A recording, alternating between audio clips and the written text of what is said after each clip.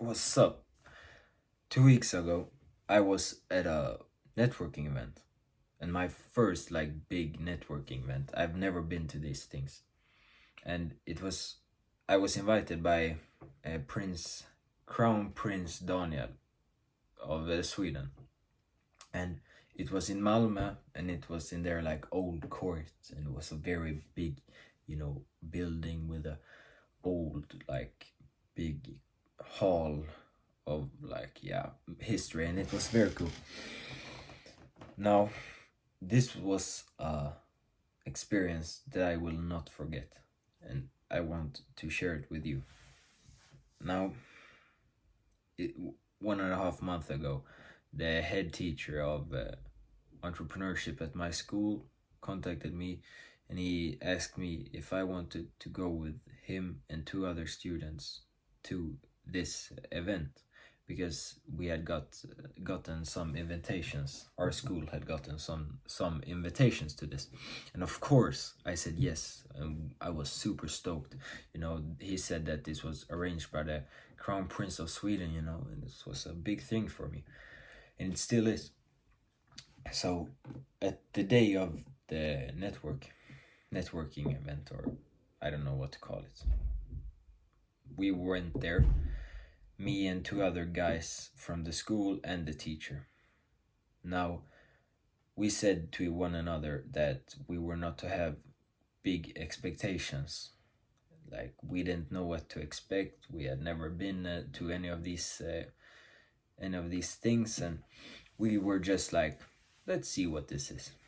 We didn't have any big expectations, as I said.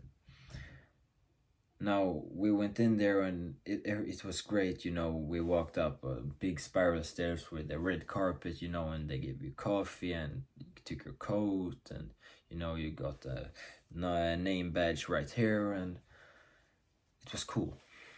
And then we got seated, and the Crown Prince of Sweden walked out, and he was like, "What's up?" He was not like, "What's up," but he said hello to everybody, and then took up some people and had like almost like a live podcast with them, and they just talked about everything business involved. And he talked to like people like Jakob De Geer, the founder of iSettle, who sold it to PayPal, I think, for like $2 billion. And he also talked to Jonas Telander, Storytel, or no, Jonas Telander was not up there, but and then Swedish Daktari, he was also there, a very influential guy in Sweden, and I was just there like, what the fuck is this? It did not feel like I belonged there. Like, I've never been to this thing like this, and all of a sudden I was in a room with like 160 entrepreneurs, and however like many millionaires and billionaires and super influential people, and I was just like, shit, like I'm really here. So as I sat down at the big table and he speak, I was like in awe. Now, when he was done speaking, he sent us to go and talk to everybody, like not everybody, but just to network. And I went up because I know that I needed to go and talk to some people. I couldn't just sit in the chair like a fucking madman and pass this opportunity of conveying my personal brand and my business at school. So I stood up, and for like 15 seconds I was just frozen. I just scanned the room, and I was just like, shit, boy, this is scary, but I'ma have to do it. And I know myself, I always like do the shit that feels scary, because that's just how my brain works. And I was scared, But I saw one guy. He was standing there looking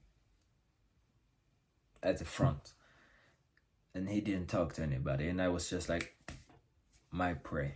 And I went up, talked to him, and it went great. And I was just like, I was a little bit how comedic, a little bit funny with it, because I didn't know how to like talk to these people. Of course I knew how to talk to people, but it was just like it's such a different setting. So I was just like laughing a little bit, joking with him, like what how do we do this? I've never done this. Like, and then I introduced myself and he introduced himself. We talked about future plans, and a bit of that, and it was very good. After him I went to another guy, and then another guy, and then the next guy, and then we were seated again. But I overcame the fear of like judgment, I would say it was, because when I was standing there, not like just frozen and just like, what am I gonna do? I went over like the hill, and when I started talking to people, it was just very easy. It's just that, we all know it's that one thing you gotta get over, and then it will be easier. And he started talking again, Prince Daniel. And he was asking if we had any questions. Now, know that there are 160 people in this room. Very influential and big names. And one of the guys that I came with from my school, he was like this. He raised his hand in front of 160 people, and I was like, oh shit, that's fucking brave, because I didn't have the balls to. But now I would have. Now I've told myself that I would have, and I would have, because I've seen it and what it does. I will tell you. He raised his hand and he was like asking a normal question on what tip to give what's a tip you could give young entrepreneurs that want to start a company. He asked the crown prince and other entrepreneurs, and they answered and gave him good answers, and they sat down, or he sat down, and everything was normal. It was good. And then at the end of this, when we went to grab our coats, a middle-aged woman came up to him and said, do you want to start a company? And he was like, yeah, I'm starting this, and he explained it and conveyed his business idea. And she was like, directly, you could tell that she was an entrepreneur, because she was like this: if you solve this problem that you've got, I will invest however much you need. And I was standing there beside, and I was just like, what you say? And it was just so amazing to me, the fact that she wouldn't have talked to him if he didn't dare to raise his hand. And this just shows me, you, and everybody else that, like, conveying your personal brand and thoughts, and just getting out of your comfort zone may be what will give you big opportunities like the one he got. And also another thing that he had that I lacked, or I didn't lack it, but he was just more set on it. He was like, when he went in there, he was like, oh shit, this is serious, this is big. And I was like that too. And he was like, this is my only shot. I will never get to do anything like this again. So I need to be at like 100,000% focus, and just like speak business, and just like convey people about it, and you know, influence people the way I need to, and get investments and emails, and he was just like boom, set on that. And he talked to so many people, and people arranged him to other people who could help him. And it was just so nice to see.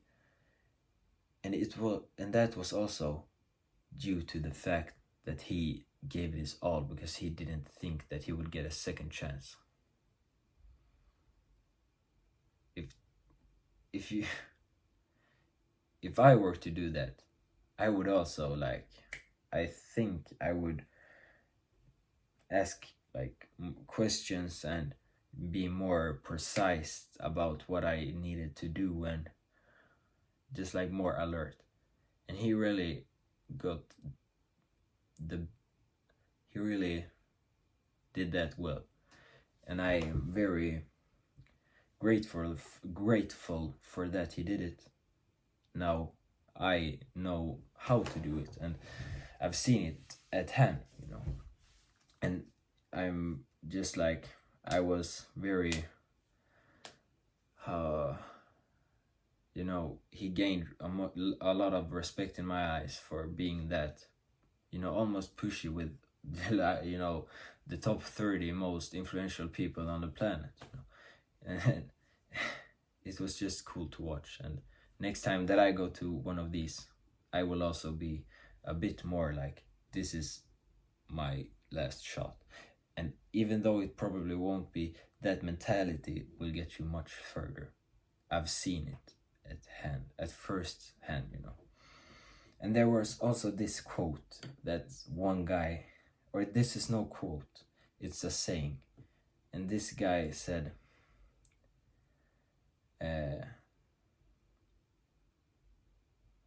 in Swedish, he said misslycka. And in English, it's fail. But he said it in separate words, like misslycka. And he meant it like, when you miss, you succeed. And just these like sayings from entrepreneurs, and it was just eye-opening. And I hope you like this. I don't know if I explained it well, but it's still like, every time you miss, you succeed at some use. Like, it's lucky, because you now know what not to do and how to avoid these things. And these kinds of sayings from entrepreneurs and influential people, it's nice to hear, because you can really see that what they're saying has worked, because they've actually done it. Yeah, that was all I had for today. You will have great outcomes from just getting out of your comfort zone and just like trying to do what you need to do. Thank you.